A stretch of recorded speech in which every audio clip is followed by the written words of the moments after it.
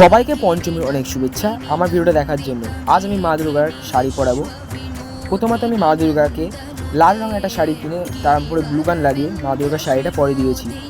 পরবর্তীতে আমি অসুরেরও সাজগোজটা করবো, কিন্তু সেই সাজগোজটা আমি দেখাবো না, কারণ অসুরের সাজটা সেরকম করবো না, কারণ অসুরের অলরেডি আমি মাটি দিয়ে ধুতিটা করে নিয়েছি আর তার উপর রঙ করে নিয়েছি।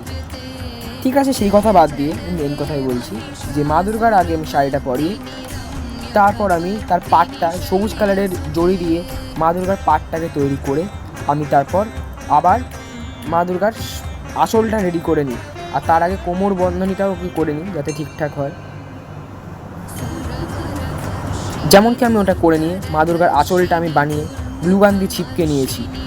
সেই এরকমভাবে করে যেরকম আমি নিচে পাটটা দিয়েছিলাম সবুজ, ঠিক তেমন করেই পাড়েও সেরকমই সবুজ রঙটা আমি দেবো।